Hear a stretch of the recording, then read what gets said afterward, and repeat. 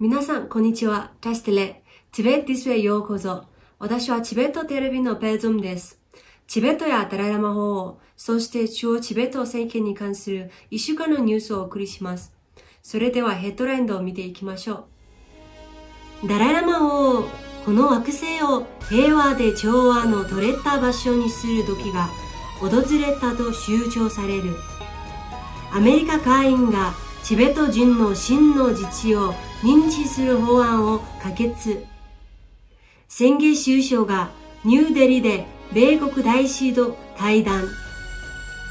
議長と副議長がインド、チベット、バイクラリーの出発式に出席。アメリカ国務省がチベットは軍事的に占領された統治と言及。ブラウンバック米国大使が中国に次期ダライラマ決定権はないと主張。ジュネップフォーラム宣言が中国統治下の地域に特別監視団設置を要請。英国議会議員らがチベットの民族浄化の懸念を表明。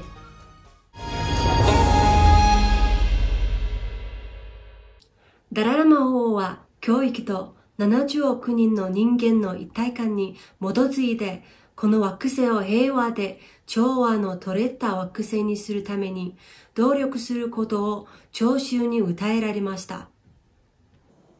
Logically, whole universe, whole galaxies, there is beginning. So logically, anything which have beginning, they logically end, come. So therefore, now whole galaxies now gradually now ending. Got that? So this nature phenomena, so we cannot do much. Now what we can do, and important is, while we alive here, we should be happy life, peaceful life. That is important. Whole sort of galaxies now changing, and this planet also now changing, and meanwhile we fight each other. We create a lot of problem by ourselves. It is quite sad and actually illogical. Whole galaxies now gradually ending. While we are alive, we should live happily, peacefully. So all this,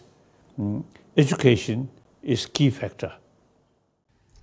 今週木曜日、ダライラマ法王はシトニト大学脳と心の研究所のイアン・ヒキ教授との幸福のための強さ、希望、つながりをテーマとするオンライン対談に臨まれました。このオンライン対談は2020年幸福とその要因の会議の一部として開催されました。幸せで充実した生活のための多くの様々な要因を探求するためのフォーラムです。今週、米国下院は月議697号中華人民共和国におけるチベット人の真の自治の要項とダライラマ14世が世界の平和、調和、理解を促進するために行った活動の重要性を確認するとする決議を採択しました。レッド養蜂会員議員が主導したこの決議は会員について次のように述べています。真に自律的なチベットの文化的及び宗教的重要性とアメリカ人とチベット人の間の深い絆を認識する。ダライラマ14世が世界の平和と非暴力に取り組んだことを称賛する。議会の行動会議、国会議事とビジターセンターの行動で放送される電話会議、または下院議員とダライラマ法王等の円卓会議のいずれかを通じて超党派の二院制フォーラムを招集し、国際紛争の平和的解決について話し合うことが有益であると判断する。CCP is trying to stamp out Tibetan Buddhism and Tibetan way of life, even though Tibet is guaranteed autonomy under China's constitution. Despite these challenges, the Dalai Lama has stood as a leader in the promotion of human rights and religious harmony and the preservation of Tibetan culture and religion. The Dalai Lama's contribution to peace and nonviolence has been revered by the international community and for decades by the U.S. Congress. Congress has remained committed to strengthening the relationship between the U.S. and the Tibetan people. I'd like to thank His Holiness, the 14th Dalai Lama, for his dedication to the Tibetan people. ロブサン宣言首相は重要な決議の実現を支援した共和党議員で長年のチベット支援者であるテッド・ヨーホー議員に謝意を表明しました。2019年11月の宣言首相の最初の欧米ツアーでの会議の中で、テッド・ヨーホー議員はチベット問題に対する議会の超党派の支持を再確認し、ビデオ会議を通じてダライラマ法王に議会のメンバーに向けてスピーチしていただける地位になると述べていました。ロブサン宣言首相は先週金曜日の午後、インドの修道で行われた一連の公式工事の後、ケネス・イアン・ジャスタ米国大使と1時間の対談を行いました。宣言首相はまた、ビベカ・ナンダ国際財団が修正するチベットに関する非公開会議に出席し、また、世界ウイグル会議が主催する国際オンライン円卓会議で基調講演を行いました。今週水曜日、マクロガンジでインド・チベットバイクラリーの開会式が行われ、チベット亡命議会ペマ・ジュネ議長とアチラ・イシ・プンツォ副議長が出席しました。チベット青年会議の主導のもと、ダラムサラ、クルマナリ、テキリング、パオンダサヒブ、ビル、デリ、ロンドンから参加した50人の参加者が中国を暴くインド、チベット、バイクラリーを開始しました。ラリーは11月23日にインド、チベット国級のキングウォールがゴールになります。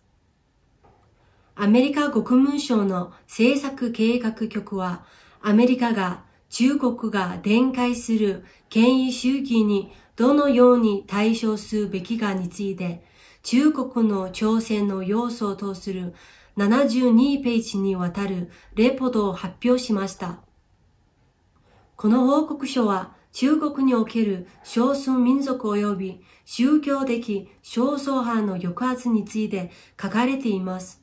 注目すべきは、このレポートでは42ページでチベットを軍事的に占領された統治として説明しています。中国共産党は1948年の世界人権宣言に定められた原則に著しく違反して、1950年代にチベットの軍事的占領を維持し、ウイグル人をはじめ何百万人ものトルコ人イスラム教徒を再教育するために新疆ウイグル自治区で残忍なプログラムを実施する。イスラム教徒は中国のうちモンゴル自治区でモンゴル民族を抑圧し、約7000万人の中国人キリスト教徒に対して無謀な規制を課している。中国の挑戦の要素のレポートでは、チベット人の弾圧の方が天安門広場の抗議活動家やウイグル人、及びキリスト教徒の弾圧について論じています。アメリカ国際宗教自由大使サム・ブラウン・バック氏は、次期のダライラマ王を選ぶ時の中国の介入に反対し、次のように述べました。アメリカは宗教団体が自らのリーダーを選ぶ権利を有することを支持しています。それは次期のダライラマを選ぶことも含みます。ブラウンバック大使は2020年度の信教や信仰の自由を推進する閣僚会議の中で世界における差し迫った宗教の自由の問題、特に中国のウイグル人、チベット仏教徒、キリスト教徒、ファルゴンなどに対する迫害について訴えました。昨年、ブラウバック大使は中央チベット政権の本拠地ダラムサラを訪れました。この訪問はチベット人に強い希望を与え、中国に厳しいメッセージを送りました。ジュネップフォーラムの宣言は2020年6月26日に50人の国連独立専門家によって各国政府と国際機関に対し国家レベルと多国間レベルの両方で中国の統治下で信教や信仰の自由の侵害を含めた深刻な人権侵害の状況を監視し報告するための特別な体制を設置するよう求めました。